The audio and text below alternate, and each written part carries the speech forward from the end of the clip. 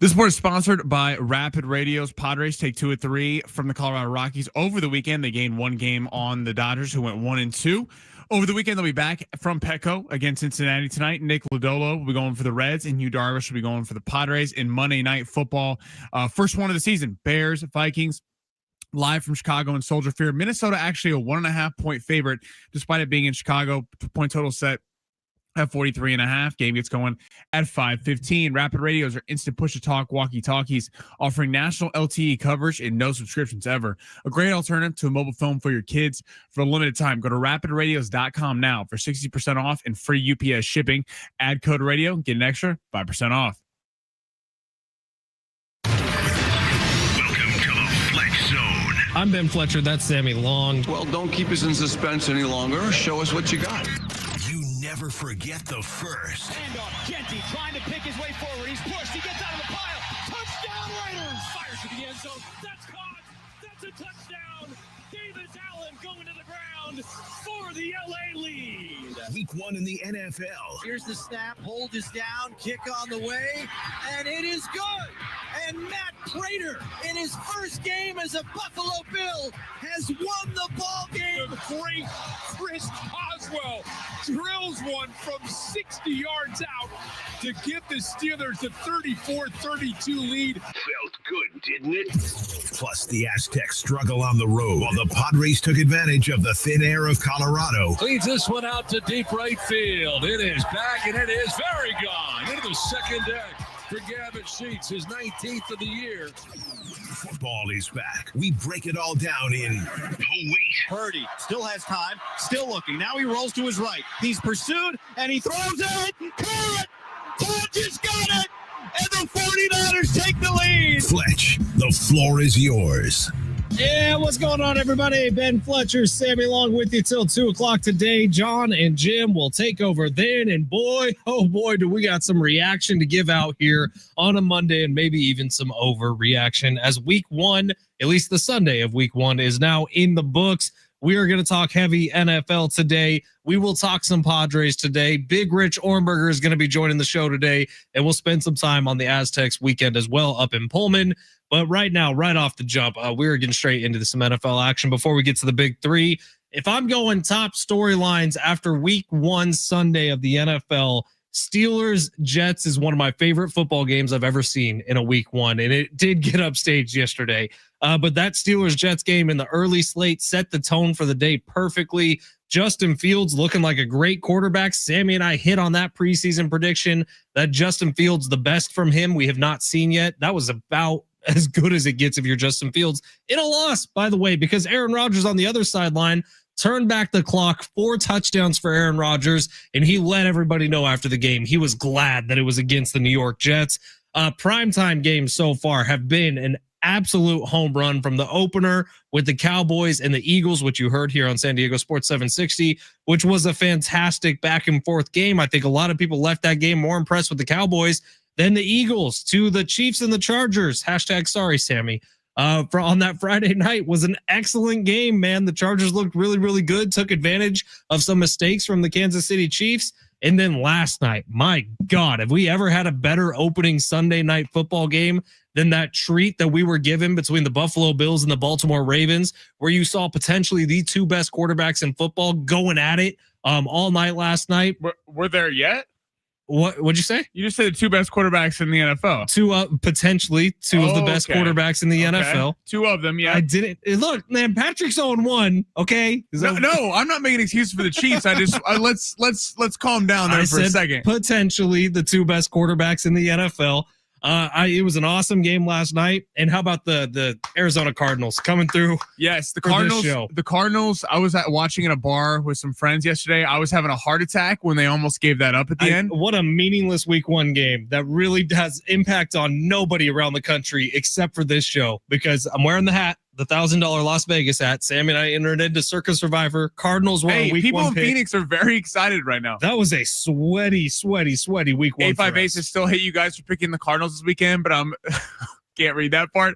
Still excited, we'll say, about the game last night in the NFL. NFL is back, baby. Now, Sammy, how was your weekend after the Chiefs loss on Friday night? It was tough. I had a bunch of Charger fans who have been quiet for recent years all of a sudden come out of the woodwork. People from high school I've been talking to in a long time decided to call me Friday night.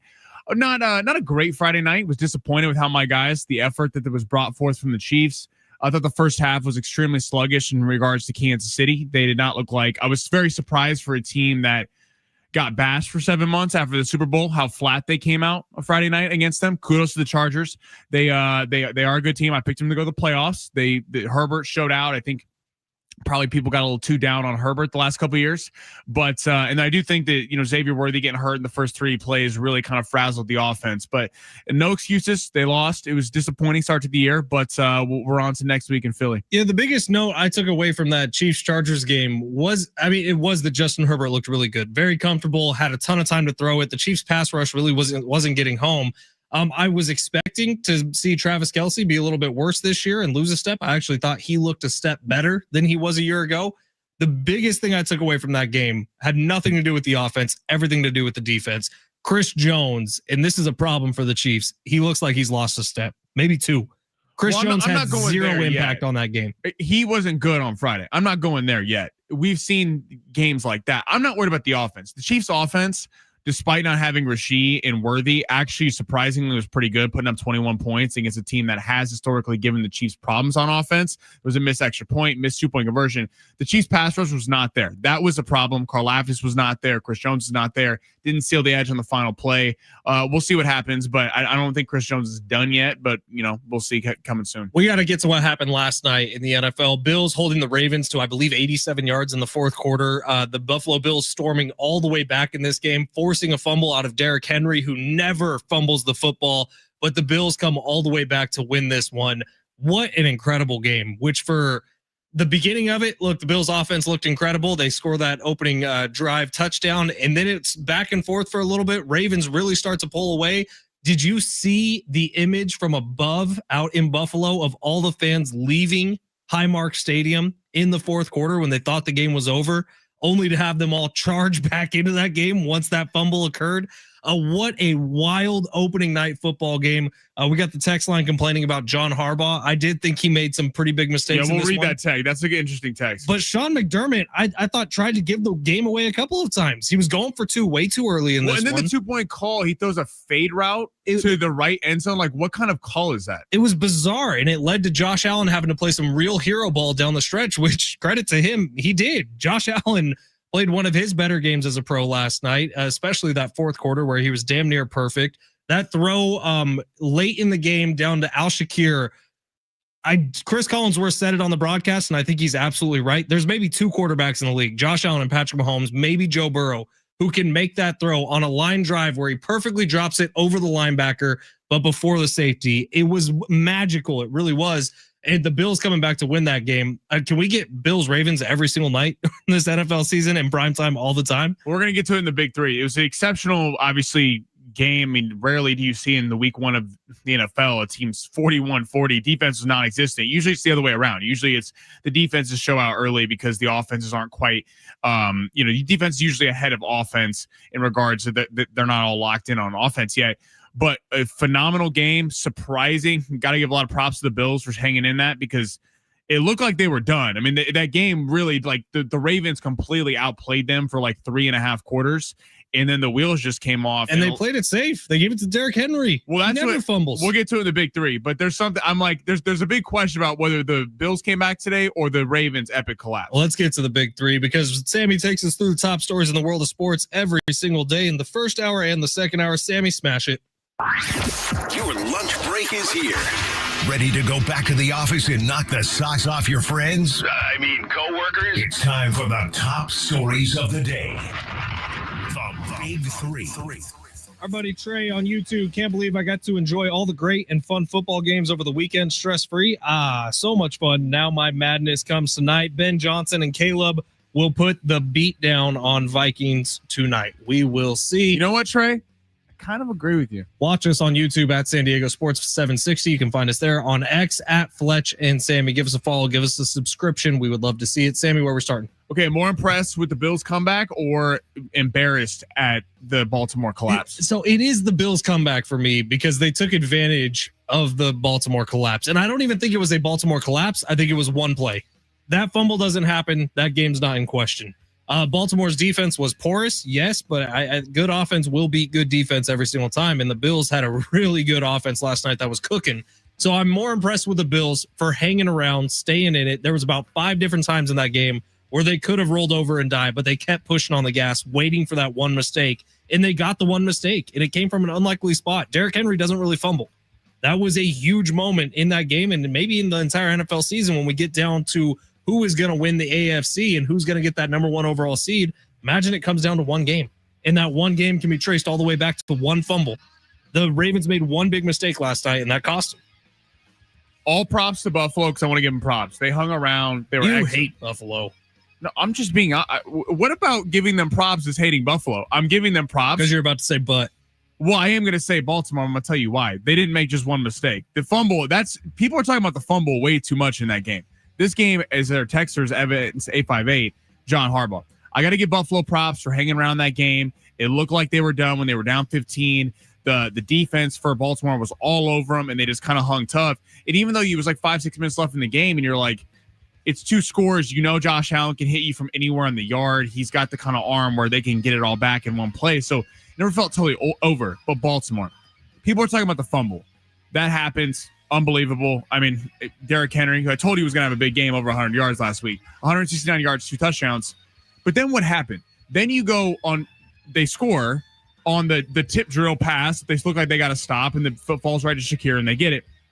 Then they go 3 and out. They run the first 2 times and then drop back. Of course, they're going to get a stop there. And then the biggest problem of it all is that Harbaugh, then they punt it back to him. It's like, all right, well, Josh Allen's going to go win this thing. You would have gone for it? I'm not. If it was 4th and 1, I would have thought about it. As Collinsworth said on the broadcast, he was like, I think you have to think about going for My biggest problem with it is the kind of defense they played on that drive.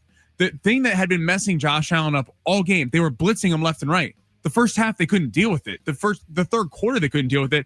And then all of a sudden on the last drive of the game, Baltimore drops into a shell. It's like, of course, Josh Allen's going to destroy you at home, picking apart a shell downfield. I mean, I thought it was an epic collapse from Baltimore. Kudos to the Bills for staying in it. But I think it was 4th and 3 or 4th and 2. 4th and 3 when they punted that. And I'll be honest, if I'm John Harbaugh, I seriously consider going for that because your defense at that point had not been stopping the Bills. They were in the first half. In the fourth quarter, the Bills had been just running up and down the field. But at that point, though, let's remember the touchdown they had right before was the tip drill. Coleman, it landed in his lap. Keon Coleman. I said Shakir. Keon Coleman. So if I am John Harbaugh, I'm thinking my defense can't get a stop. My problem is the kind of defense they played once they punted the ball away. I would rather also have Lamar Jackson on your team, who every time he got into a scramble drill, he gained 15 yards. Why not just do that again? Right. I mean, 4th and 3, it's a tough decision. I think I would go for it. Neither of these defenses were stopping. But I don't understand why they stopped blitzing. That was literally the thing that Baltimore had going for them, and then they just dropped back in a shell. Then they decided to blitz on one of the last plays of the game. It was just mind-boggling. I think the play calling just got a little too vanilla. Like when you are in 1st and 10 in that situation, you know you need to pick up a couple first downs. Why go away from what's been working all game long? Why just run straight up the middle? Right. Like they were so creative using Lamar and Derrick Henry and kind of switching them up. It was just, I could tell what they were why not throw on first down and tell Lamar, don't run out of bounds, take a sack. It's just, John Harbaugh really got tight there. All right, let's head to Aaron Rodgers. Aaron Rodgers gets the last laugh against his former team, then beating the New York Jets. Said, post-game, I was happy to beat everyone associated with the Jets organization. Where do you view both these teams right now in Aaron Rodgers? I thought that was the most impressive loss of the weekend, if you can even say that. That's an impressive thing. But the Jets looked really good. Now, the Jets defense, very suspect. Aaron Rodgers absolutely cooked them. I like the play calling a lot from Arthur Smith. It was very different from what we've seen from Aaron Rodgers in the past. But both those teams really showed out. Maybe the best game of the weekend outside of last night's game. Aaron Rodgers is getting a lot of flack for those comments after the game. And here's what I'm going to say about that. I appreciate that there's one quarterback in the NFL who's not really scared to say exactly what he's thinking. And I feel like Aaron Rodgers gives us a lot of material to get mad about. So, Aaron, keep being salty because this is fun. Make sure anytime you get an opportunity to smack talk anyone in the NFL, Aaron Rodgers, I think, has earned that right. He's been around the longest of pretty much anyone playing these days. If Aaron Rodgers wants to go after the game and say, yeah, the Jets treated me like crap on my way out, I'm glad that every single person in that building just got their ass kicked by me. I think that's awesome. Yeah, I don't know how much flack he's getting for that. I think it's actually a cool quote. I mean, he deserves the right to, like, I've been open. I've seen some very I don't know what the right word is, but people saying it's classless that Aaron would attack on the way out. No. I mean, Aaron Glenn, like, to be fair, Aaron Rodgers, I'm not the biggest Aaron Rodgers guy, but they did basically tell him, like, get the hell out of town. So, yeah, you go into New York and win. Hell yeah. I think it's great for the sport. I think it's fun in sports. The NFL feels like one of the last sports we have where there is a lot of crap talking back and forth and the rivalries, and you really have this. It's hurt really almost every other sport that everyone's kind of friends. I like this thing. Aaron Rodgers did look good. The 4 touchdown passes. Hasselback kind of was on SportsCenter last night talking about how Arthur Smith kept putting a receiver inside the tight end and kind of creating these easy corner routes for him. So we'll see. He looked kind of slow in the pocket, but I got to give Rodgers credit. We'll see what happens if a team's able to keep him in the pocket, because the kind of escapability thing he's always had his whole career doesn't look like he has anymore. But the Steelers, if they can be competent on offense, the defense, even though surprising, give up 32 points, should be really good here on out. And what was our biggest question about the Steelers coming in? Who's going to be wide receiver 2 behind DK Metcalf? Well, Calvin Austin was awesome. He's fantastic. Looked better than DK a few times yesterday. So congratulations to the Steelers who get week 1 win. Is story number 3 about the Padres? Yes. So Let's save it for the other side. We'll get into some Padres who had a successful weekend. They're 1 game back of the Dodgers as of right now. So this division's still in sight somehow, some way. We'll talk about it coming up next. San Diego Sports 760 live on the iHeartRadio app.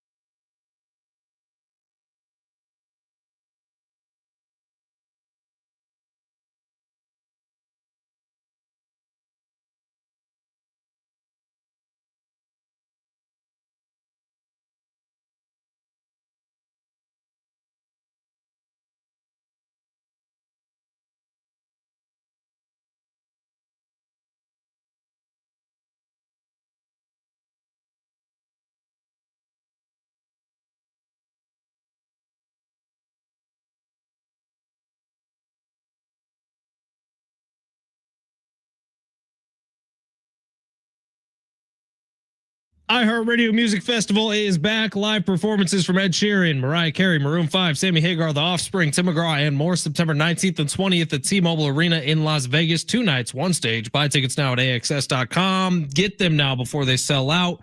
All the info at sportsSD.com/festival.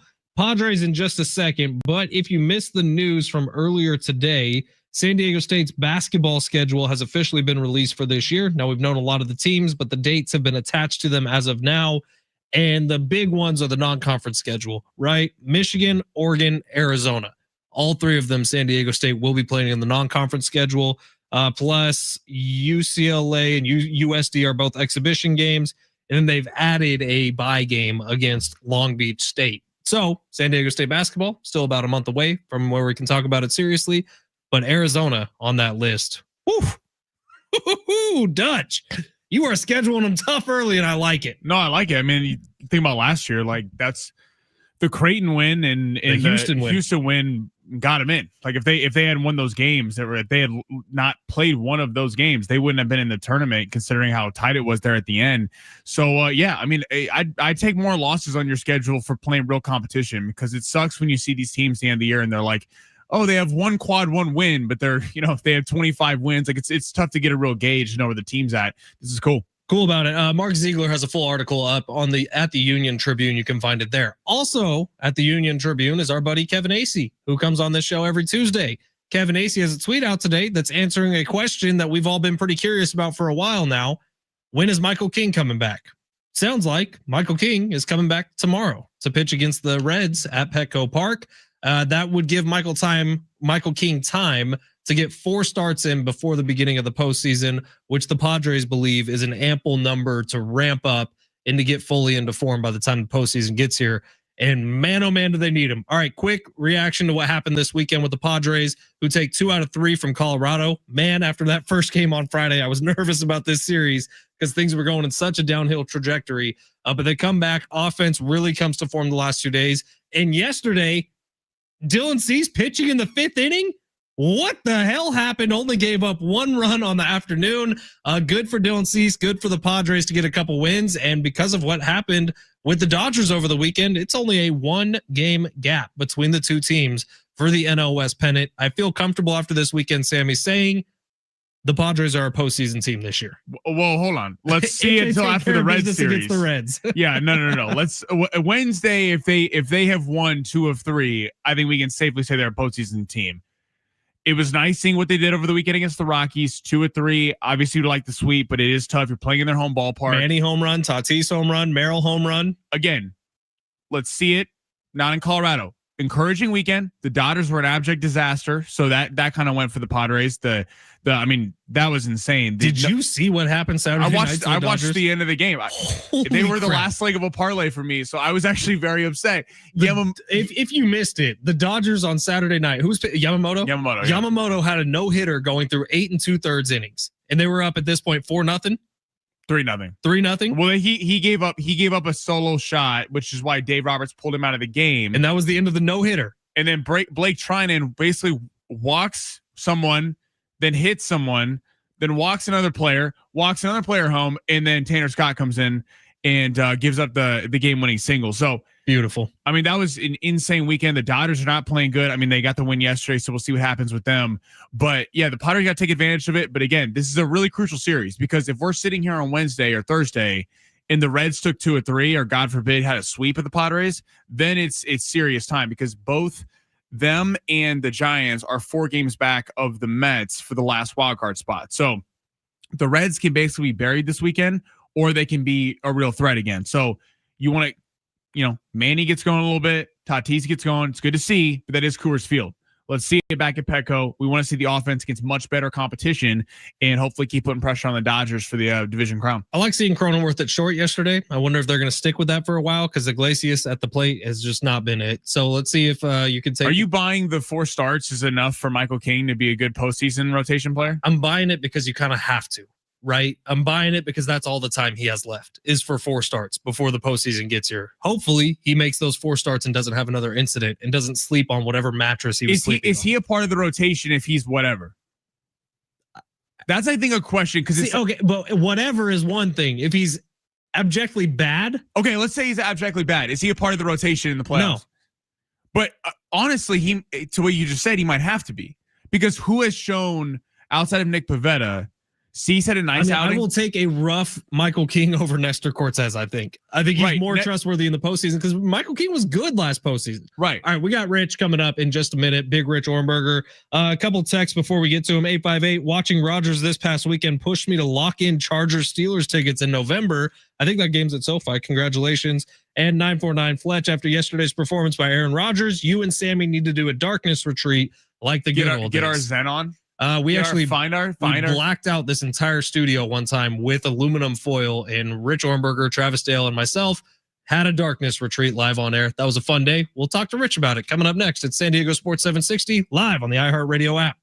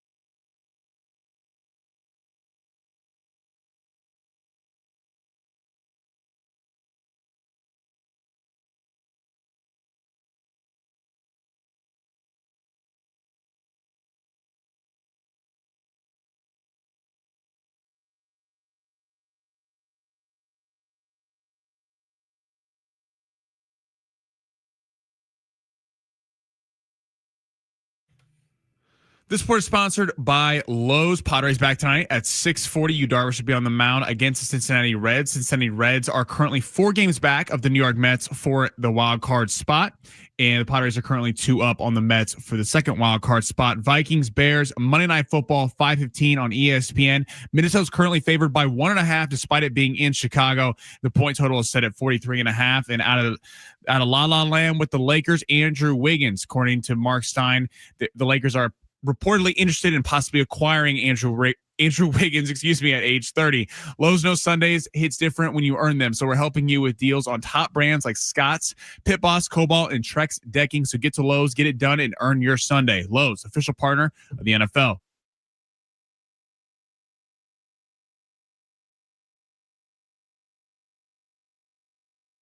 San Diego Sports 760. Ben Fletcher, Sammy Long, with you till 2. John and Jim will take over then. Speaking of great balls of fire, Rich Ornberger joining the show here on a Monday, a reaction Monday after a great weekend of NFL football and college football. Rich, how are you since I haven't seen you in like an hour and a half? I'm doing great, buddy. Yeah. I punched the clock, just close to 2 hours ago. You're still at it. Love the show though. You guys are crushing it. It's been really, really good. Sammy's tears have only helped kind of like lubricate the airwaves as he's dealing with the Chiefs loss. Let's start there. Chargers, Chiefs, Friday night. What'd you see in that game? And are people's concerned about the Chiefs maybe coming true from an offseason where they were just hated on nonstop? Well, look, I think a wide receiver availability crisis is probably their biggest issue. You look at Rice. He's suspended for 6 games. Worthy, he got into that car accident with Travis Kelce over the middle. He's got a shoulder. He's dinged up. All of a sudden, Mahomes is thin at wide receiver, and the Chiefs looked out of sync. I think mainly because the Chargers out-toughed them. I think in that game, what the Chargers did is they came in with their game plan, which is going to be the same game plan every week, which is to bludgeon you with the run and then use the passing game as a complement to the run game. And when you practice that way, it's very easy to put the helmet on and strap up and play that way. For the Chiefs, I think they go through training camp, and a lot of their offense, when they're facing their ones, talking about the starting defense taking on the starting offense, a lot of their offense is predicated around the pass. And so I don't think they were ready for the physicality of that football game. They kind of looked like they didn't even get off the bus in the first quarter. Rich, switching to Lions, Packers. Lions only put 13 points up on offense. Are you really concerned about them with the loss of 2 coordinators, or are the Packers just that good? I'm not that concerned about the Lions. I'll answer your second question first. I definitely think the Packers are legit this season. I think the addition of Micah Parsons to an already really sound defense is obviously going to only buoy their success on that side of the ball. But the Lions, I think their issues are more of what the Packers did instead of what their problems will be throughout the season. The offense did look a little out of sync under their new offensive coordinator, John Morton. They didn't score a touchdown until the final minute of that game. And, unfortunately, their bigger issues, I think, are on the defensive side of the ball, where they lost a corner. Terrion Arnold, he left the game with a groin injury. And so after a season filled with injury and calamity in the secondary last year for the Lions, that can't be a position where they get thin again, because it was a patchwork quilt through the majority of the season. And in this league now, you need to be really secure on the back end of your defense. Let's take Sunday night out of this equation real quick, Rich, because Lamar versus Josh Allen, that was MVP on MVP. That was absolutely stellar quarterback play. But outside of that, maybe the best quarterbacked game between both teams was Justin Fields versus Aaron Rodgers. And that kind of comes out of left field. What'd you see from those two guys? Aaron Rodgers kind of turning back the clock. Justin Fields almost realizing some potential that I think a lot of us have seen in him. What'd you take away from those two quarterbacks and the performance they put on in the early slate yesterday? Well, only half of that game came out of left field for me. Look, I am a believer that under the right set of circumstances, Aaron Rodgers can be a top 5 quarterback in the NFL. And I know that sounds ridiculous, but that's how people felt about Matthew Stafford switching teams from the Detroit Lions to the Rams, and he went out and won a Super Bowl. Now, obviously, this is the second time Aaron Rodgers has switched jerseys since leaving Green Bay, a 2-year stint with the Jets, and now he's a Steeler. But the Steelers are a good football team. That's a great defense. If they can establish the run and they can highlight what Rodgers does best, which is, throw accurately in layered passing concepts, in the play action game, and then operate with tempo. I think the Steelers are going to be good offensively, better than good. I think this is a team that can compete in the AFC. Now, looking at the Jets, I think that performance came a little bit out of left field. Justin Fields has kind of been cast aside as one of the afterthoughts at his position in the NFL. And now working with that new offensive coordinator in New York, who's fresh off of being the passing coordinator in Detroit, I think they won with some of their great route concepts that obviously came from the Lions. That touchdown to Wilson in the front corner of the end zone, that was great blocking by the offensive line, giving Fields 3 seconds in the pocket, maybe longer, to look deep downfield and heave that football. But that was a deep mesh route against cover 3 defense.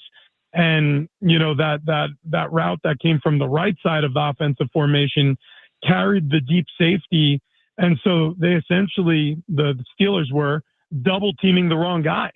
And so anytime you can get Garrett Wilson one-on-one with a corner, you like that matchup. And so I think we're going to see a lot of that throughout the course of this season with the Jets. This passing game, can Justin Fields play like Jared Goff in the NFL? I think he can.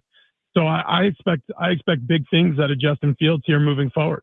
What'd you make of the Bengals after they won, but they only won by 1 point and they only had 7 yards of offense in the second half? Do you think that's just a division game, or is there problems there? You know what? I don't want to overreact to anything I see in week 1. Obviously, the Bengals are coming off one of their worst defensive seasons in franchise history. They were historically bad on that side of the ball. The offense really kind of fizzled after that opening drive. Burrow had just 103 passing yards entering the fourth quarter. And, Jamar Chase was quiet. I mean, fantasy football owners certainly know this. Only 2 catches for 26 yards. I mean, getting him involved is going to be essential, especially given the investment they've made. They gave that man a boatload, a truckload of money. So they're going to need more out of him. He's going to need to be incorporated in the passing game a lot more. And look, if we're going to sound the alarm, I think that's a little foolhardy. I think more we should look at this and say they got to win in the division. The Browns, look, they're an NFL football team. Whatever you think about their quarterback, whatever you think about the Browns as an organization, they're an NFL football team. Those are professional football players, and that's a division win. And knowing how to win close games, knowing how to close out opponents counts for something. So I'm not too worried about Cincinnati, not after week 1, not after a week 1 win. And it's kind of hard to throw the football when Myles Garrett is beating the crap out of you every 2 seconds, which Joe Burrow was under constant duress yesterday.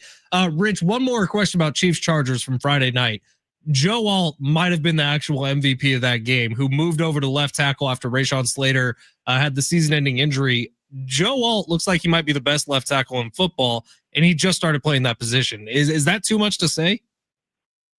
Well, I mean, it's going a little too far to say he just started playing it. And, that's not you, Fletch. That's been parroted, across the media landscape. He obviously played left tackle at Notre Dame and played a ton of snaps at the position. You could argue it's more of his natural position. Moving to right side in the NFL was by virtue of the fact that you had an all-world left tackle in Rashawn Slater holding down that position. So he had to bump over. But he looked comfortable at left tackle. He handled a really solid pass rush with relative ease. I was a little more concerned with Mekhi Becton, who's fresh out of Philadelphia, missing snaps in the middle of the game. Now, they said he had some, illness, or maybe it was an injury situation. We'll see. He came into that game with the flu or something. So maybe that's all it is. But you want to make sure that you monitor that. Injuries up front on the offensive line have really wreaked havoc on the Chargers over time. I was really mostly impressed with Joe Alt, but aside from him, Quentin Johnston, finally kind of emerging, helping move the chains. I mean, he looked pretty solid. And then obviously Justin Herbert took over that game. Justin Herbert was sensational. That was arguably one of the best performances of his career. And again, when you can win a quote unquote home game on the road in Brazil against the defending AFC champs, you'll take that every single day, regardless of, how well anybody played.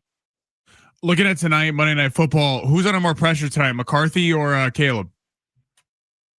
I would say Caleb. McCarthy is brand new. We're going to treat him like a rookie, and I'm not saying rookies get treated with kids' gloves in this league. There's a lot of expectations and high expectations, especially when you move on from Sam Darnold, who had inarguably his best year at quarterback in Minnesota. So there is some pressure there, but Caleb Williams has to take his next steps as a quarterback.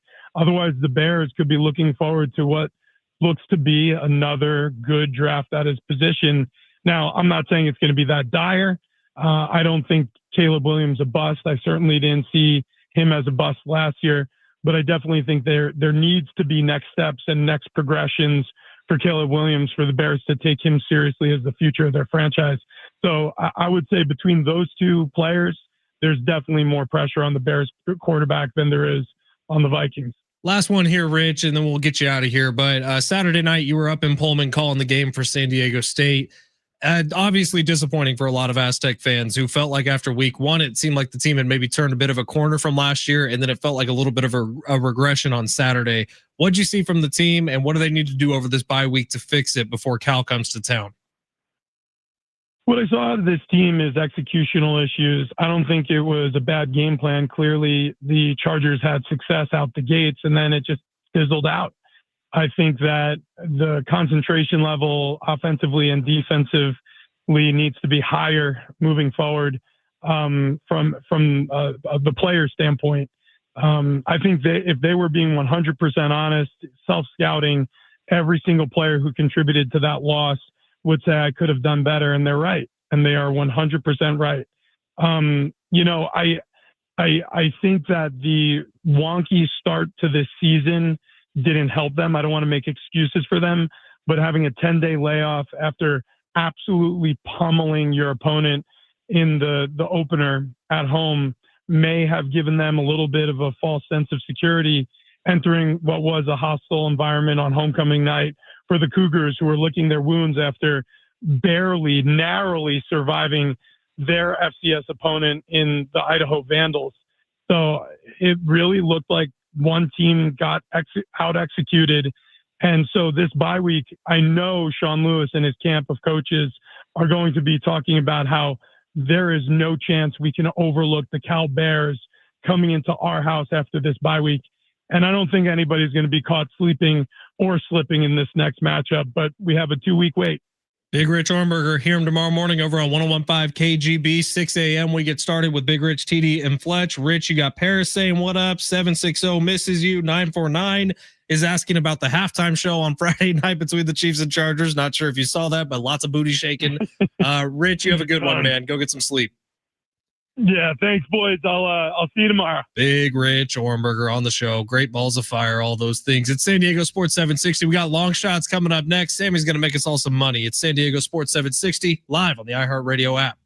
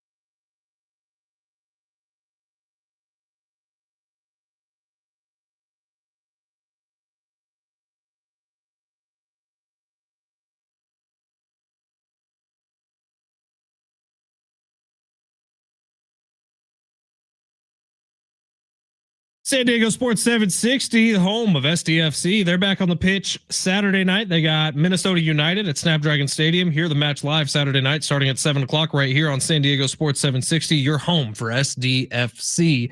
A game we really have not talked enough about was the performance of Michael Penix in a loss. I actually thought he looked really, really good. That was a great game. So it kind of got buried in the 10 a.m. slate. It really did, because Baker played like crap for 3 quarters and then was incredible to close out the game. Rookie wide receiver, Ohio State guy, Emeka Egbuka. I have failed every time I've tried to say his name. So Sammy, you're in charge of saying it from now on. Give it to me one more time. Emeka Egbuka. Awesome player. If you got him in any sort of fantasy football stuff, congratulations. He looks like he's going to be a problem for some years to come. But Michael Penix, the stat that came out about him, of every quarterback across the NFL in week 1, in terms of quick pressure situations where the pocket collapses within 2.5 seconds, Michael Penix was the best quarterback in football in week 1. He was great. And that division, I really think, is up in the air. I picked Atlanta in that one, and I know Tampa Bay got the W. Easily couldn't have. Like, that probably should have been Atlanta's win. It was a great throw from Baker to Egbuka at the last second. Well, and Egbuka, everyone forgets about. Like, he was at Ohio State. He was always kind of the second guy because Jeremiah Smith came in and like lit the world on fire, and everyone's like, this guy's unbelievable, which he is. And then other like Marvin Harrison Jr. was before him, so he's always kind of been the number 2, and he was hurt for most of the year at Ohio State. So this guy's like probably would have been a much higher pick, even though I believe he went like 17 or something like that. Than if he had been healthy, he's going to be a superstar for them. And down the field, he's shifty. I like the way he runs routes. It's always a secondary move, so he's going to be really good for years to come, I think. He had 2 touchdowns yesterday in a Bucs win over the Falcons, which was a chaotic game in the early slate. Sammy, we need to get to long shots. I don't know about you. I got absolutely smoked this weekend. Everything I tried, lost. Everything I thought was going to happen didn't happen outside of the Cardinals winning that game against the Saints, which was huge. I went 0 for 3 on straight bets. For some reason, I thought Miami was going to cover the spread. That did not happen. Had the Lions money line. That was not kind to us. In the Ravens, I was like, oh, beautiful. We're going to cash this. That did not come through. Oh my, did you see the guy who put $200,000 on the Ravens money line? Brutal. And then was bragging about it in the third quarter. That's insane. He like had a whole Instagram story up where he was going live and he was talking about how like Circa needs to ban him from the sports book because that's where he placed the bet. Circa's just smiling. Dude, and then the Bills come back and win and that guy's nowhere to be heard. The only person who was kind to me yesterday didn't play football and was Carlos Alcaraz. That was the only person in the entire sports world that was very kind to Sammy's wallet. Well, today we're going to need you to turn this ship around, baby. Sammy, smash it. Let's see. Underdogs? Nah, that's old. Those with a less than good chance of winning? Too wordy. Wait, got it. It's time for Sammy's long shots. Our buddy Tyler on YouTube. Very simple. There's not a question mark here. There's not a period here. There's an exclamation point. Make us some money, Sammy. Tyler, my guy. No pressure or anything. Where are we going tonight? We're getting it. We're NFL's back. We're doing good. We hit a 5-legger 2 weeks ago or a week and a half ago. Almost hit that 5-legger, but college football sold us last weekend. Tyler, I'm coming through for you, baby. All right. We got 4 picks. If you want to just do 3, the 4th one is going to be Caleb Williams passing yards is discounted tonight. If you like that, you can include that. If you don't feel like you don't have to, his number set at 218.5. The discount is 183.5. So by the way, that's on Prize Picks. If you download the app, use promo code Fletch, FLETCH. So that is, I don't know. Should we include that with long shots? It's in mine. Okay. All right. So we're going to do that. Caleb Williams, more than 183.5 passing yards tonight. That's the discount. That's the one that should hit. Okay. To piggyback on this, I think 50 of those receiving yards are going to go Rome Odunze. Rome Odunze, more than 49.5 receiving yards. Rome Odunze is a guy from Washington, was another first-round pick last year after Caleb. He was really kind of sneakily broke out toward the end of the year last year. The offense, though, for most of the season was in complete disarray after they lost that Washington Commander Hail Mary. Matt Eberflus gets fired after the Thanksgiving game when they come back down 3 touchdowns, but they run out of time because he doesn't call a timeout. Whole offense in disarray. Rome Odunze, Keenan Allen gone. Rome Odunze is going to step into that role. DJ Moore is the number 1. He's going to take away a lot of press man coverage. I think Odunze eats tonight. Him and Luther Burden is another rookie receiver out of Missouri who was supposed to be a really high pick until Brady Cook, Missouri's quarterback, didn't have quite the great year last year, so Luther Burden ended up dropping to round 2. So I think the young guys are going to be really good for the Bears this year. Tonight, we're going Rome Odunze, more than 49.5 receiving yards, getting that number two option going. On the other side, we're staying away from J.J. McCarthy. We have not seen him play. It's tough to get a read on McCarthy because he's looked good at times in the preseason, but he literally has not played in a meaningful game since Michigan when they won the national championship 2 years ago. If you like the J.J. McCarthy one, I like 17.5 rushing yards. Yes, I would. That's not a part of long shots, but if you do want to, that's fine. Rookie quarterback, he's probably going to be on the run a little bit. I like that. So to piggyback on that, Aaron Jones, more than 49.5 rush yards on the road, Monday Night Football. They're not going to throw McCarthy out there despite they don't have Addison tonight. He's suspended for the first 3 games. Justin Jefferson, that's going to be the whole key for the defense. Aaron Jones, I think we're going to see a heavy dose of running the ball early in this game. More than 49.5 rush yards for Aaron Jones. He is splitting carries now with Jordan Mason. Jordan Mason came over from Fletch's 49ers. That was right, I believe, right? Yes. Yeah, okay. I haven't even said the word 49ers yet, and I'm not going to. Jordan Mason, very talented back. Fletch knows all about this. Probably going to get some carries, but tonight I think they lean on the veteran Aaron Jones, more than 49.5 rush yards. And then to top it all off, Adam Thielen, more than 3 receptions. He just came over from Carolina, late deal, right before the season got started. Justin Jefferson is going to be the key. He's a fantastic player, but they're going to throw everything they got at Justin Jefferson. Addison is not here tonight. He's suspended for the first 3 games for speeding. So Thielen, I don't think he has that many yards. His literal over-under of yardage is 26.5, but I think he could literally get 3 fall-down receptions. Wouldn't be surprised to see a screen go to him early tonight. Try to get J.J. McCarthy in the offense early. All right, so to recap, Adam Thielen, more than 3 receptions. Aaron Jones, more than 49.5 rushing yards. Caleb Williams, they got you that discount on Prize Picks, more than 183.5 passing yards. And Roma Dunze, more than 49.5 receiving yards. Let's go win some money tonight. Come on, Monday Night Football. We need you. Be kind to us today. Sammy, I like the lineup. Well done. Listeners, hopefully you are jumping in because I feel like that's a winner for us on a Monday. It is San Diego Sports 760. We got plenty more time to react to everything that happened over the weekend, as well as look forward to the biggest series of the season for the Padres because it's the next series, and they're on some critical ground right now. It's San Diego Sports 760. Hour number 2 is coming up next, along with some tickets to go see Billy Idol and Joan Jett. How about that? You're listening live on the iHeartRadio app.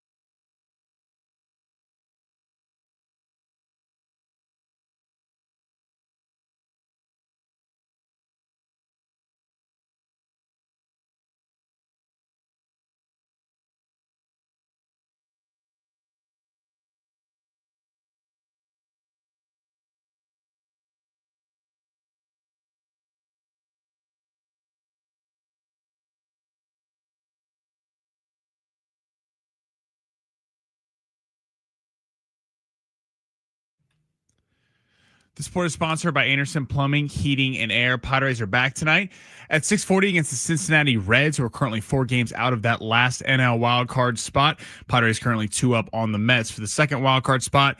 1 game, essentially 2 games back of the Dodgers with the tiebreaker in the NL West. And tonight, Monday Night Football, 5:15, Minnesota favored by 1.5 in Chicago, taking on the Bears. The point total set at 43.5. Need HVAC? This month, get 0% for 18 months on a new system. Schedule your free proposal at AndersonPHA.com. Anderson, fast and reliable.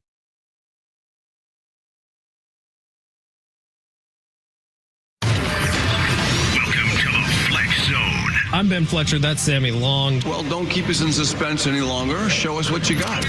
You never forget the first. And Genty trying to pick his way forward. He's pushed. He gets out of the pile. Touchdown Raiders. Fires to the end zone. That's caught. That's a touchdown. Davis Allen going to the ground for the LA lead. Week 1 in the NFL. Here's the snap. Hold is down. Kick on the way. And it is good. And Matt Prater, in his first game as a Buffalo Bill, has won the ball game. The great Chris Boswell drills one from 60 yards out to give the Steelers a 34-32 lead. Felt good, didn't it?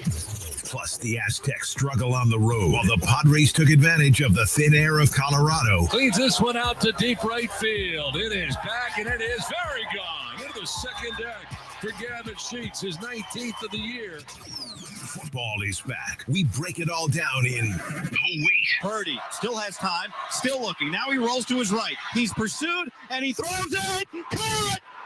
Just got it! And the 49ers take the lead. Fletch, the floor is yours.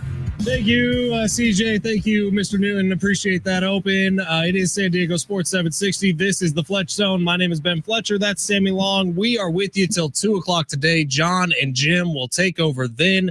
In terms of games we really haven't talked about from the NFL slate, I think Packers-Lions deserves a little bit of attention because of the national buzz around Micah Parsons, who, he ended up with like 23 snaps on the game. I think that's right, but made an absolute impact, had a sack, had a couple of quarterback hurries, and had one of the better offensive linemen in football, Penei Sewell, kind of turning in circles for the Detroit Lions, who looked a little discombobulated in their first game back. So we'll get to that game in a little bit. We will get to the 49ers because I do need to take a little bit of a victory lap, even though it was not a good feeling for that entire game. And we'll get to the Padres as well. In fact, let's start with the San Diego Padres this hour, who did their job over the weekend. They win 2 out of 3 against Colorado. Everyone would have liked to see a sweep for sure, but they do their job, get out of Colorado, winning 2 games. And now you got the Reds coming up tonight. You can bury the Reds and pretty much secure your spot in the postseason if the Padres go out and continue to handle business. And with the way the Dodgers are playing, you may come out of this 3-game series with a lead in the National League division or the National League West. All of that is on the table for them. But the Padres, I think what happened over the weekend that was most impressive is you got Dylan Cease to go deep into a game in Colorado where balls were flying out like crazy, and he only gives up 1 run. Hugely encouraging as the Padres make this postseason push. Well, I think that's certainly assuming they make the postseason, which I do think they will, but we do have to wait and see how they play in this Red series, because if they mess around with Cincinnati, things could get a little hairy. But if they put them away, if they win 2-3, I think it's probably good, unless they go on an absolute free fall over the next 2.5 weeks. But that's the biggest concern, is we know the bullpen is still legit despite not having Jason Adam. The bats is you think you'd feel good. There's a lot of great names in this lineup. It is tough at times because sometimes it's frustrating because you look at what they can be and sometimes what they are at times. But yeah, I think you generally do feel good about the bats. The largest concern is starting pitching, because outside of Nick Pivetta, no one has really stepped up and been like money for a large portion of time. And even Nick Pivetta is your number 1 starter. Even the most pro Nick Pivetta fans, and we have been on the show, you got to see it in a playoff. Like that's still a little concerning as him being the ace. That's the ace, the guy that you're like, he needs to shut down a game. Who's going to step up? Michael King's coming back. Is he able to get back to previous form? That would be huge for the Padres. Dylan Cease, he's done it before. He's the biggest name pitcher outside of Yu Darvish, but can Darvish or Cease, one of those guys, step up and become a legit ace? That I think is a key for a deep postseason run for the Padres. You're going to need one of them, if not both of them. Like, look, if it's a World Series team, it's because Darvish and Cease both pitch well in the postseason. You kind of need everyone firing at all cylinders. The Michael King thing is interesting because he makes his return tomorrow. If you missed that news, Kevin Acee reporting earlier today that it looks like Michael King will be on the mound tomorrow to start against the Cincinnati Reds, barring some sort of setback. But if Michael King can come back, and this 4 games is actually enough for him to get into form and be ready to go for the postseason, that's a huge, huge piece that the Padres are putting back into their holster because Michael King was good in the postseason a year ago. If he can kind of turn back the clock a little bit and get back to that form, not deal with whatever mattress injury or knee injury he's been dealing with, and come back and be a really, really solid number 1 for the Padres, even not even a number 2. If Michael King goes into this postseason and is pitching 6-7 innings at a time and is able to just handle business, they're in a much better spot. I think the other thing is the bats. We haven't seen a team. If we're looking statistically, 4 home runs yesterday. Yes, that's where I'm going with this. But the Padres over the season have not had power. And that's at Coors Field. They have. Yesterday's fantastic, but it's just one game to find the season. They scored 21 runs at Coors Field earlier this year. Well, unfortunately, the postseason is not being played at Coors Field. I know. Isn't that a bummer? So we got to see. It was an encouraging sign over the weekend that the bats really came alive, but we haven't really seen a World Series winner hit this few home runs. Now, some could argue maybe in the postseason last year, that was the Padres' problem, is that when they were winning games, when they won games 2 and 3 and were competitive in game 1, they were slapping the ball in play and not just trying to hit home runs. And then game 4 and 5, they were swinging for the fences and couldn't score. But with the amount of good pitching you're going to see, it's unrealistic to think you're just going to be batting around the base pass. These guys got to have power. The Padres do have power in their lineup. They have guys who can do it with Tatis and Machado and Merrill, but you actually have to see them do it. And I'd like to see them start tonight at Petco, not just in a place where the ball flies out because you hit a simple sac fly. All right, big 3 hour 2 coming up in just a minute. Some of these YouTube comments. Tyler, love the Adam Thielen pick, Sammy. Kevin O'Connell might deploy him as a little bit of a safety blanket for McCarthy on short crosses or slants. 100%. 858. I got the over on Jordan Addison miles per hour to get to the game tonight. Good call, 858. History would show that is correct. Shout out to Jordan Addison, SC guy. 858. Parlays this weekend. I came up big on F1 and tennis, but struggled with the NFL. Man, I got my ass kicked in the NFL. I had a tough weekend betting the NFL. Dude, I got close on so many different ones. I had a big one going on the Niners game, and I needed Sam Darnold to throw like 5 more yards, and he didn't get it. So rough weekend. 760 says Tim Meka the wide receiver. You had a day. Go Buckeyes. Dude, Ohio State wide receivers. Woo. 949. I did want to spend what? We got 30 seconds here. Let's do it. YouTube broadcast of Friday night's game. 949 brought up Karol G, who was the halftime show. And I don't know if it was overly obvious that she was lip syncing, and they all are. I get that. But this one felt above and beyond. Karol G, however, highly entertaining. Lots of booty shaking, Sammy. Yeah, I mean, or were you already in your feelings at this point because the Chiefs were losing? Well, I was frustrated with the lack of energy in the first half. Karol G, very attractive. She brought lots of energy. Lots of passion. Can I tell you something though? What up, Brazil? I was in a bad mood, but I was watching these people. The nonsense of them going to YouTubers on the sideline. Yeah, I didn't love that. Driving me. The guys, I forgot the guy's name who they kept going to the sideline. Destroyer or something like that. He didn't know anything. He literally, they throw to him. They're like, "Oh, you got any reports on there?" He's like, "Yeah, they're like, it's crazy, bro." He was like nuts. Like they're like really tall. They're like tall. And they're like going to catch. I'm like, get him off the broad. This is disgusting. I thought it was silly, but the YouTube stuff, Sammy, it wasn't for you and me. It was for people who are coming to football for the first time. That was what I think a lot of the YouTube stuff was about. But then what they did with YouTube TV, they made that a separate channel, which is fine. I would never watch that. If you want to watch that, that's your thing. You're like streamers. Like kids today love watching other people have lives for hours on end. That's your thing. Do it. When you say kids today, I mean, a lot of your age people like to do that. I think I don't know one guy who sits and watches streamers. Well, yeah, you're around normal dudes who like sports and beer, but not everyone's like that. And we got love for that. Are you? No, I'm just saying it's not my thing. Like it is odd though. The whole on a side note, this is not sports related. How streamers have become a thing. Like your thing is you're watching someone else have a life, for hours. Like some people, these kids say it's like hours on end. Yeah. Like they'll like sit there and just like, I'm like, what is going on? I don't mind watching a little sketch. That dude's funny as hell. Cracks me up. All right. And Sammy, by the way, we're literally streaming live on YouTube right now. You can find us at San Diego Sports 760. Turn into these streamers. Yeah. Subscribe, like, do except we're not live at like 3 a.m. We could be. Maybe we should start doing that. Maybe we should start video game streaming. We could be the next like PewDiePie or something. That's already been done. All right, we'll find something new. I was bummed out to see Brock Bowers get injured. That sucks for non-fantasy purposes. I just really like watching him play. All right, let's get to the big three of hour number 2. Sammy, we wasted way too much time talking about YouTube. Smash it. Your lunch break is here. Ready to go back to the office and knock the socks off your friends? I mean, coworkers? It's time for the top stories of the day. The Big Three. Big props to Carol G, though. She got a new fan in me, I'll be honest. I think I can name one of her songs. I could be one. The Como Me Duele. I don't know. That's Selena. That's gonna be played coming out of break next. It's a solid song. It really is. What do we got? Selena has some talent. Okay. Anything for Selena. All right, we need to lock back in. Love that movie. Okay. Very sad ending. God. Okay. All right. Let's head to the NFL. What team was most disappointing in week 1? How could it not be the Miami Dolphins? My God. Look, I would have been with you, Sammy. You said you put money on the Dolphins covering the spread. I did. I would have been with you. I did not think it could possibly go that bad. They made Daniel Jones look like New York made a massive mistake letting him go. They made Daniel Jones look like one of the better quarterbacks in the NFL.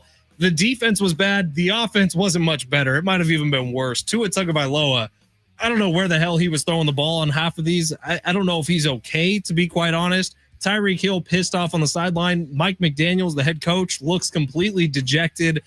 The Miami Dolphins, I think we had a texter, our buddy Budweiser Scott, who's a Dolphins fan, saying he hopes they just go 0-17, so there is a complete regime change with the Dolphins. But they were awful. Well, yeah, I think we talked about like a week ago teams that could be in on quarterbacks that we didn't think about before. Dolphins certainly in on quarterbacks. There's a couple teams I think that we're going to start seeing that are going to be disappointed. My Chiefs personally, I thought they lacked a lot of energy coming out, but they did lose to a good Charger team. The Lions came out completely flat, and I understand them losing. It's in Lambeau. It's a tough division game. They're all jacked up because they got Micah Parsons, but the offensive output. I mean, we had concerns about both coordinators leaving. That was bad. I mean, they basically put up 6 points the whole game until they got a BS touchdown at the end. But I'm gonna go with the Giants. The Giants was a team I was looking for, going like, hey, they could really do something this year, and they still could. But there's one thing that needs to change. Starting quarterback Russell Wilson, legend of the game, won a Super Bowl, literally came within inches of having a second Super Bowl. One play call. It's time. Like Jackson Dart needs to play. I don't know what you're seeing. Malik Neighbors melt down on the sideline. Brian Daboll, if he wants to keep his job, I don't know why he's throwing him out there. I mean, at some point you can't protect these guys. Like you took Jackson Dart with a first round pick. See what you have. If he sucks, guess what? You're going to be picking in the top of the draft next year. Guess who's coming out? Lenore Sellers, Arch Manning, Carson Beck, Sam Levitt. There's like 7 guys who could be a first round draft pick quarterbacks. See what you have. The Giants, they got to be done with Russell Wilson. Mm-hmm. I don't see it in there. Usually I would disagree with you on something like this, but he just looked like he had zero juice. Nothing from Russ yesterday on a team that has weapons. Like New York has pieces. They seem like they're a quarterback away. Russ is not that quarterback. What's next? Most impressive college football win last week. Ooh, our team. Fun one. How is it not USF who has taken the world by storm? So they get the win over Boise State, and we were all kind of laughing at Boise State because Maddox Madsen played terrible. Well, not sure if everyone saw what Boise State did this past weekend, but Madsen was amazing. They stomped the crap out of whoever it was they were playing, some random school. They played Florida. No, I'm talking about Boise State. Oh, yeah, sorry. USF beats number 13 ranked Florida a week after beating number 25 ranked Boise State. USF next up on their schedule has Miami, who is what? I don't even see the 5 in the new AP poll.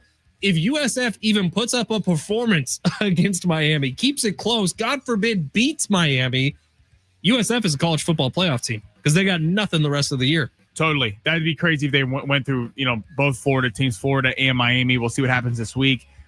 Oklahoma beating Michigan in the night game was impressive. Man, Underwood did not look good. I'm not going to kill Bryce Underwood, though. First on the road. Now, he is making $10.5 million, but on the road. I saw he was having a meltdown with his teammates on the sideline. But that's a tough place to play. John Mateer looked really good. The Washington State transfer, Oklahoma looks legit.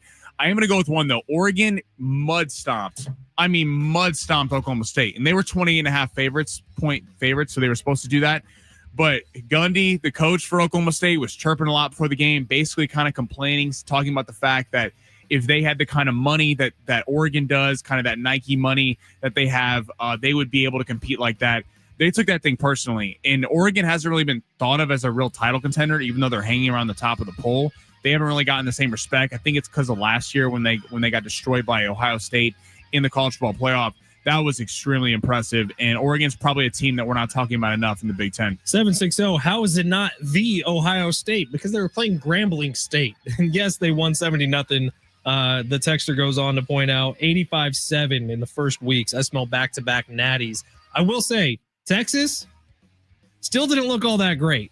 Now, they were playing against San Jose State. Is that right? Yeah. Arch had 4 touchdowns in 4 minutes in the second quarter because it wasn't good at first. Right. But Texas, like San Jose State, hung with them. Now, we get to watch San Jose State pretty closely. I don't think they should be hanging with Texas. Before we move on, I was bummed out with Arizona State. Arizona State had like a real opportunity to go prove something. They had all this stuff last year, all the momentum. Sam Levitt supposed to be a top 10 pick. Kenny Dillingham, a head coach. And they go into Mississippi State and lose a tough one. I get it. It's on the road in the SEC, but that was disappointing being 6.5 point faves losing to Mississippi State. Sammy, you have homework. 858, tweet the long shots. I missed it. I'm at work. 858, I got you. We'll read them back on the other side, so stay tuned. Plus, we got tickets to give away coming up next. Billy Idol, Joan Jett, and the Blackhearts. That's going to be September 23rd at the North Island Credit Union Amphitheater in Chula. Tickets and info at Ticketmaster.com. We'll give away those tickets on the other side. Keep it tuned. San Diego Sports 760 live on the iHeartRadio app.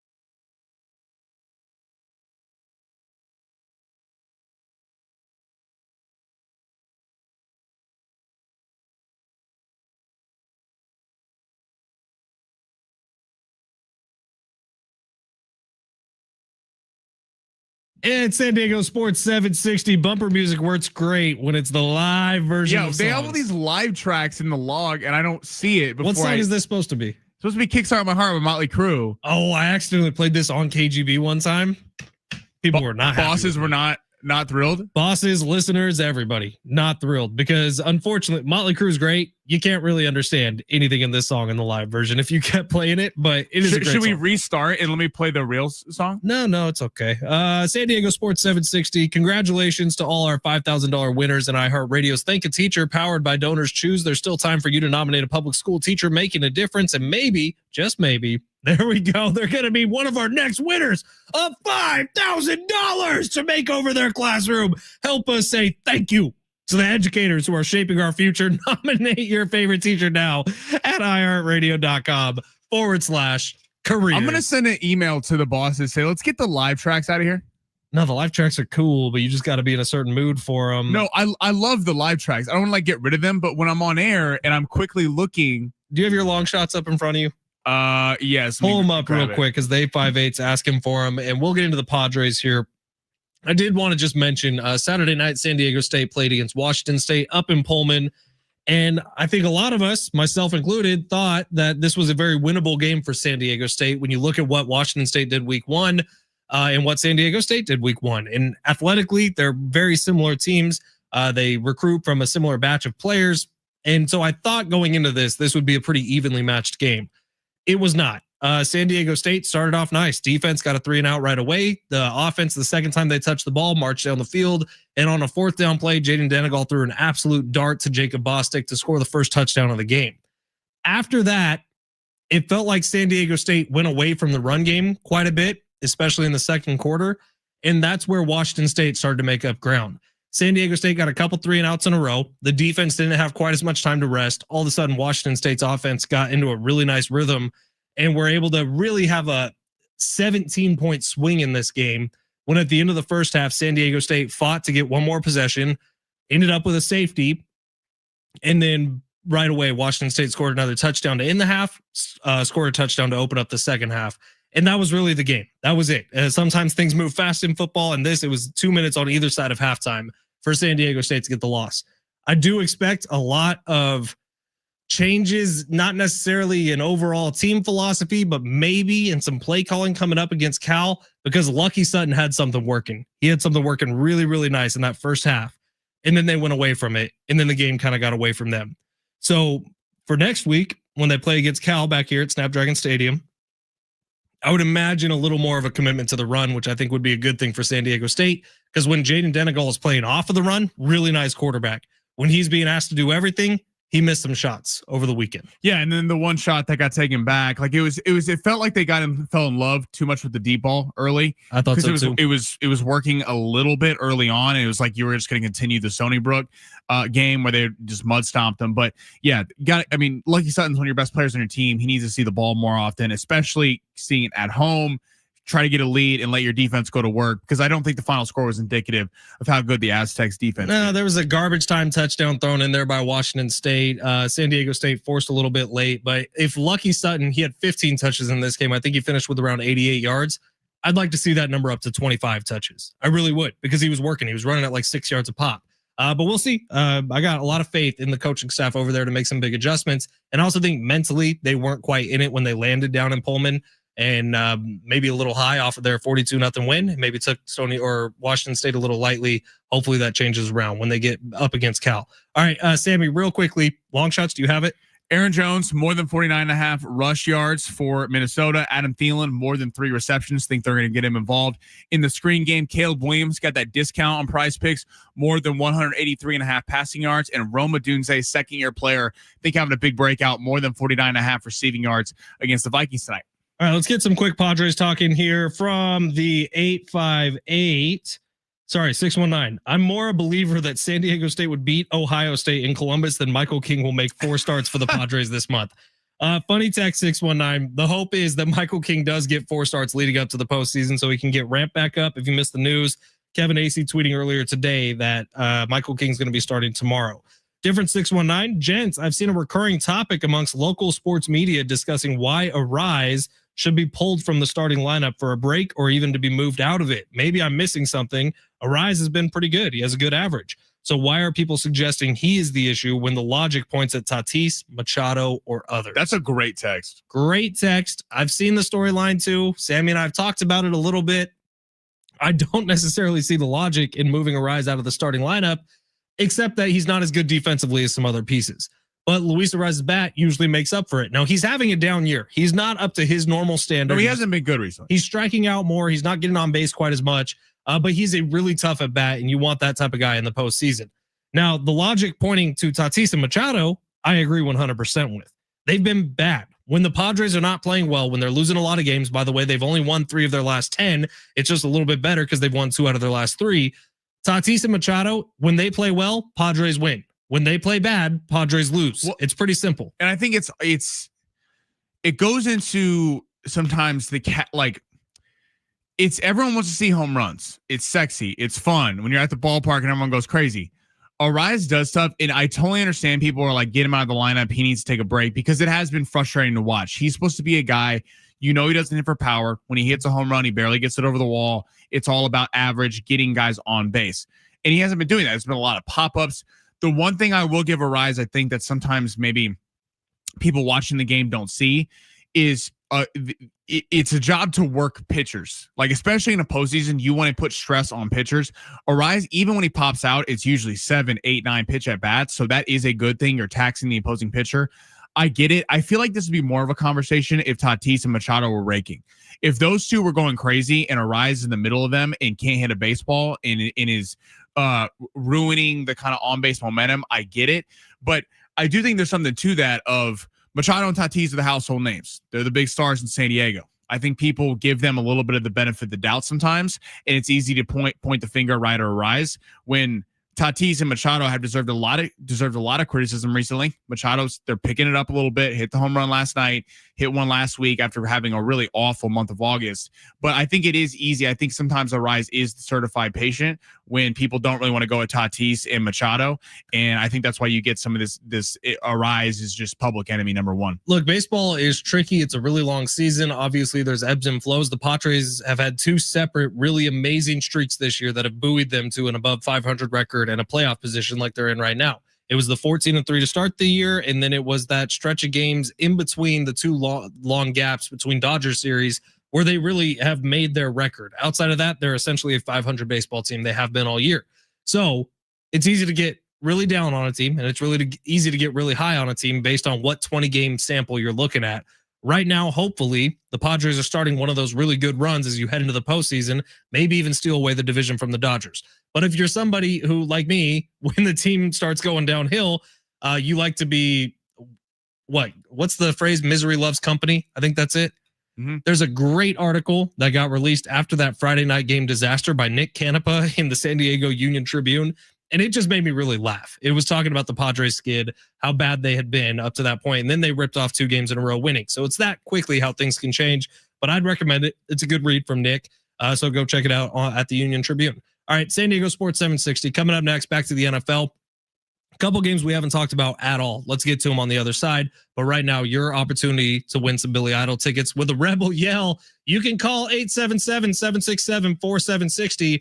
Win yourself some tickets for Billy Idol and Joan Jett and the Blackhearts September 23rd at the North Island Credit Union Amphitheater. Tickets and info at Ticketmaster.com. Caller number 7, you're going to the show. 877-767-4760. Mo, live on the iHeartRadio app.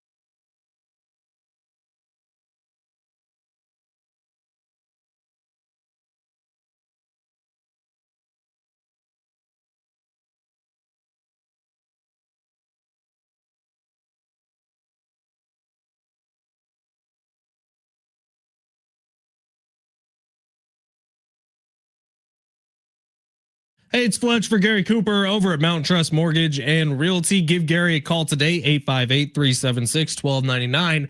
It was a few months ago that my wife and I started this home buying process. We're looking for a house here in San Diego. We want to try to move into one pretty soon as we firmly establish some roots here in San Diego. And we did the process, right? We went online and found all the different realtors, all the different mortgage brokers here in San Diego who we could talk to, or even some of the big nationwide companies.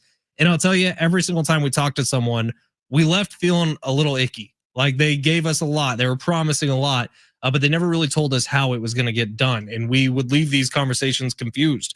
Then we talked to Gary Cooper. Went to his office up in Rancho Bernardo, sat down with him for about an hour and a half, 2 hours. And Gary told us exactly the roadmap for us to be able to purchase a house. And he was very honest about our financial situation and about everything we could take advantage of. Give Gary Cooper a call today if you want it given to you straight. Gary Cooper is the absolute man. He's been doing it here in San Diego for more than 30 years, and he eliminates the smoke and the mirrors and the shell games when it comes to mortgages. He'll tell you why when you call 5 different companies like my wife and I did, you get 5 different answers regarding your interest rate. Also, no paperwork when you talk to Gary Cooper, at least not right off the bat. You could talk to him and you could take a look at all your numbers, all your financials, and he can give you an estimate of where you're going to be at and give it to you exactly how you should be saving the most money as you possibly can. Give Gary Cooper a call today, 858-376-1299, or visit him online at mountaintrustmortgage.com.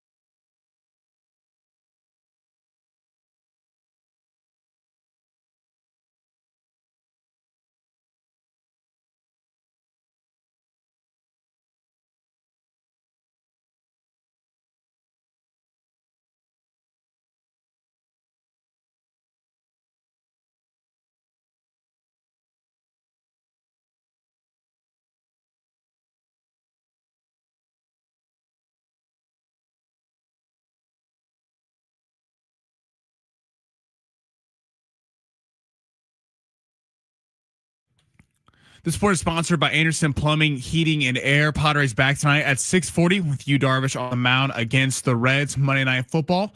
Vikings and the Bears. Vikings are currently a 1.5 point favorite in Chicago with the point total set at 43.5. And reportedly by Mark Stein, the Lakers are interested in trading for Andrew Wiggins from the Miami Heat. Need HVAC this month? Get 0% for 18 months on a new system. Schedule your free proposal at AndersonPHA.com. Anderson, fast and reliable.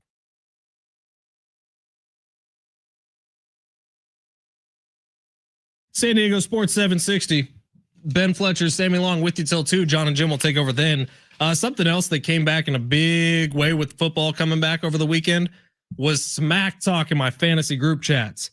Ooh, I forgot how personal things got. You got to be ready for war. You got to wear a vest of armor if you're going to be ready for the slings and arrows coming your way. Sammy, did you get attacked at all? I got attacked big time. Oh, yeah. Well, I also like Friday night, like I got a bunch of texts and I don't text during games. Are you proud of me? I didn't even send one message talking about how bad the Chiefs looked. I appreciate that. I wouldn't have even seen it. I literally turned my phone off because I have a bunch of idiots that text me from high school that literally I'm like, I don't even know, like, who are you? Like, I haven't talked to you in like how many years, but yeah, I have to put it on mute.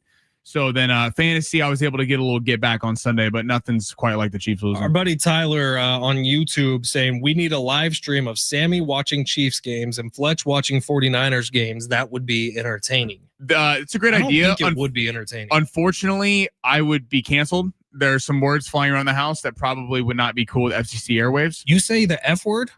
Are you kidding me right now? We in my house, like we don't even have like family, like there's 2 people I'll watch Chiefs games with, my mom and dad.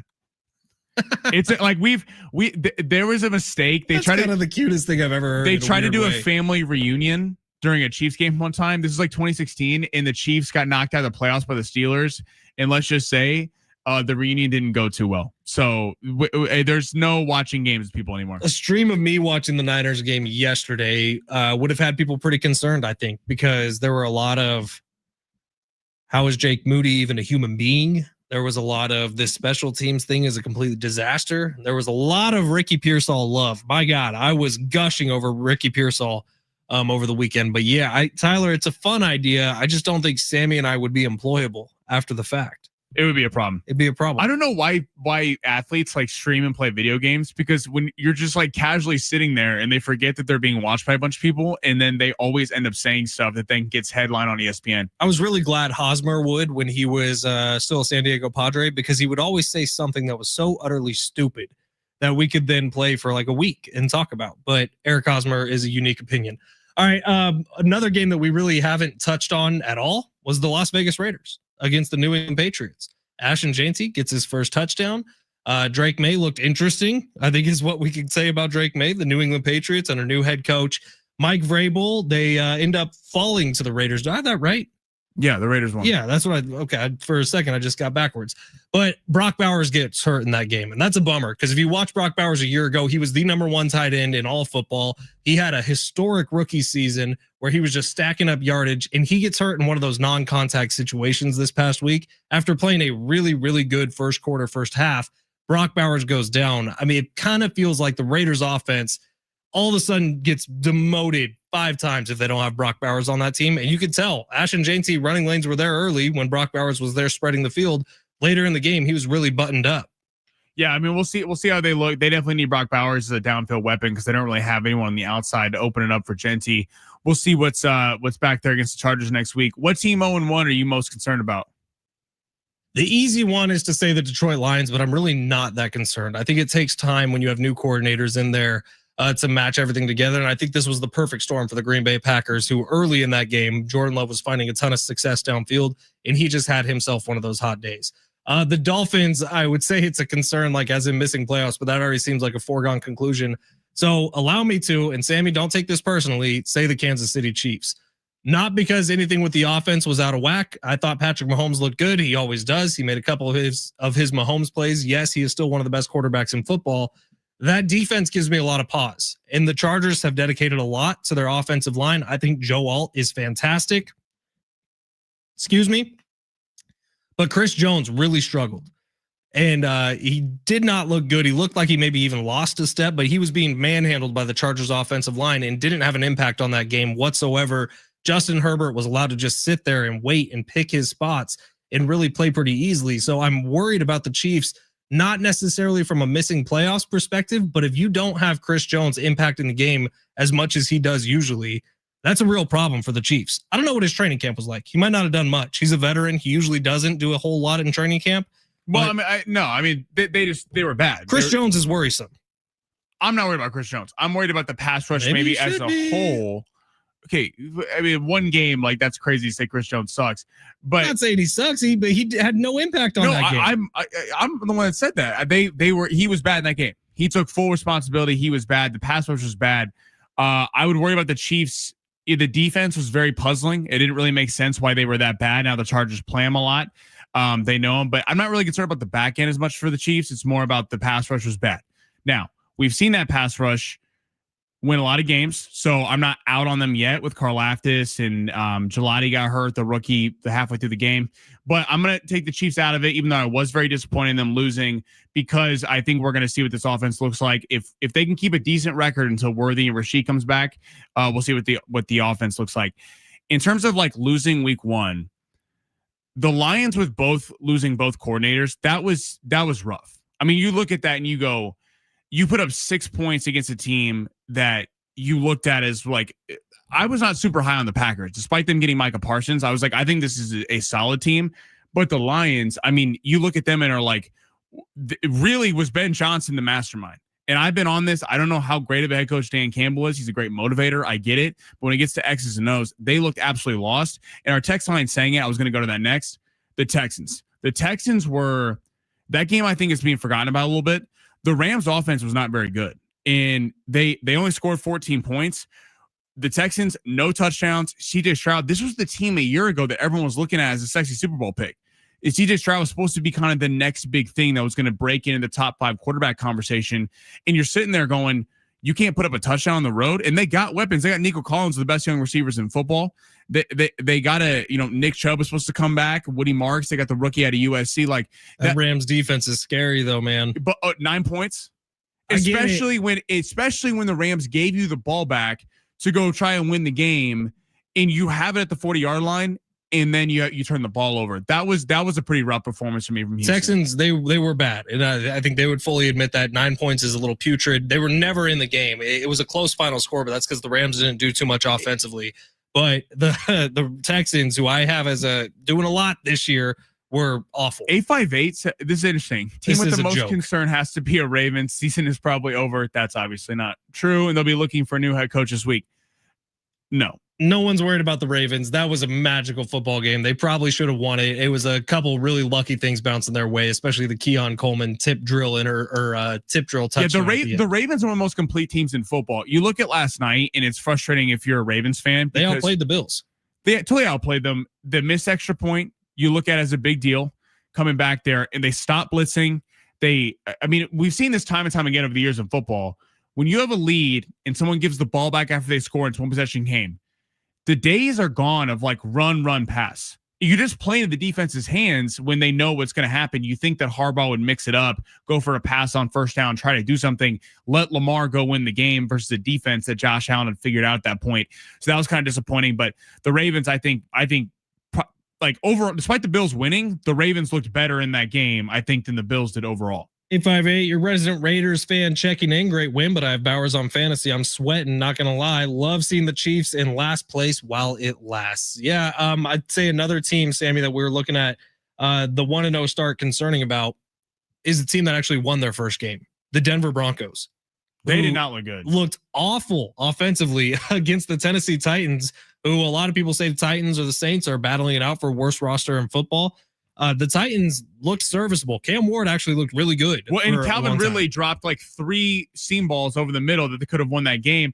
Another team in the AFC, I thought that despite them winning, the Bengals, they had 7 yards of total offense in the second half. Yeah, Myles Garrett was wrecking them though. But that's no excuse. They have 2 of the best receivers in all of football. They paid the entire offense.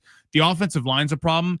I guess you look at the defense as they were better than advertised, but they were playing Joe Flacco and the Browns. I mean, that was like what happened to the high flying offense. 7 yards of total offense. That's insane that they were able to win a game like that. So they're 1-0, but that was an alarming game for me. It's kind of weird. I haven't seen people strutting around national TV these days, or at least today, talking about how the Denver Broncos are going to be in the Super Bowl. Have you seen that today? I really haven't. I haven't. That's it. A lot of those people have gone away. They feel like the Texans of last year. They were and Denver also has a big fan base. They're a historically winning franchise that has won a lot. Bo Nix was terrible. Sean Payton was even worse. Yeah, I mean, I'm not totally out on them because I have them missing the playoffs, but I'm not totally out on them yet because Tennessee did have something to prove. That defense is better than a lot of people give them credit for.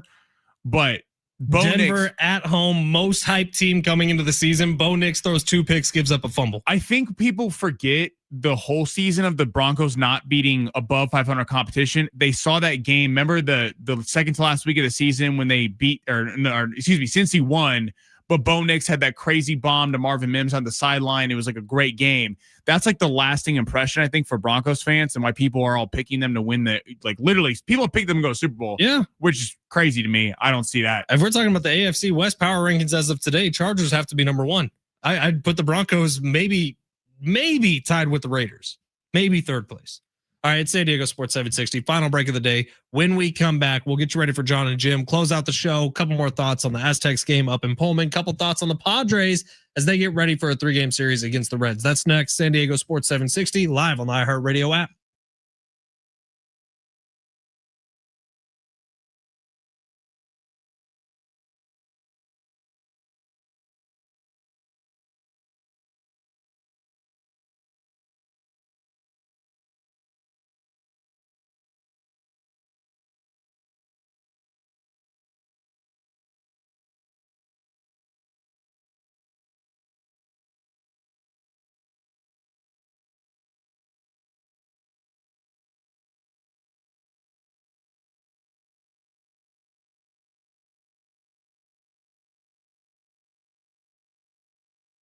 Hey, it's Fletch for Prize Picks. Man, on Prize Picks, it is good to be right. I've always said that. Download the Prize Picks app today. Use promo code Fletch, FLETCH, and get a $50 bonus in lineups after you play your first $5 lineups.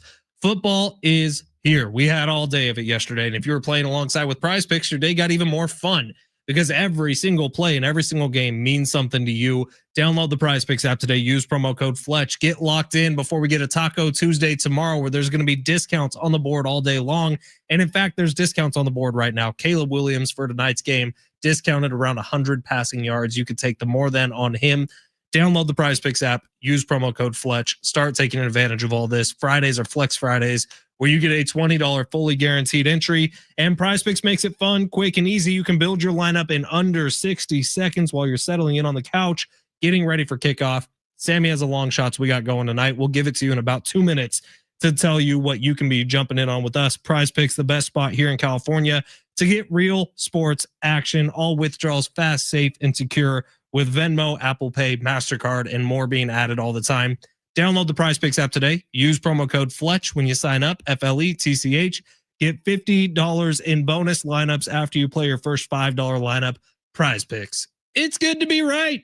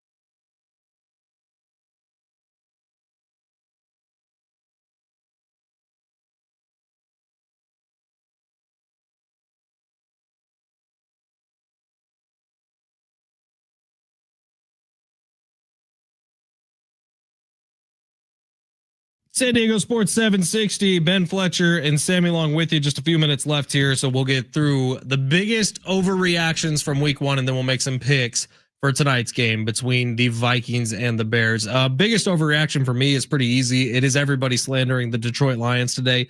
I don't think they're that bad. They played really bad yesterday. When it comes to the Detroit Lions and that loss to the Green Bay Packers, everything with the Lions is predicated around getting run game success early in the game. David Montgomery and Jahmyr Gibbs both played bad. The offensive line played worse. If they are able to pop off a couple of first downs on the first drive of the game with their run game, Jared Goff is at his best when he's in play action situations. They only attempted 10 play action passes yesterday. 9 of them were completions. That's where the Lions had their most success. I think moving forward, there's no way that tandem of running backs is as bad as they were yesterday. It should get much better for the Detroit Lions. On the other side, huge overreaction talking about the Cincinnati Bengals. Yes, they played poorly. Their defense was actually pretty good yesterday. Their defense was playing against the Cleveland Browns, who might have the league's worst offense. So if we're overreacting to anything in that game, it's the people that are saying, wow, the Bengals defense isn't as bad as we thought it was going to be. Yes, it is. Just wait till they're playing against a real offense. Sammy, you got some overreactions? I do. I think the overreaction would be that Tampa Bay wins the division. I think Atlanta wins the division.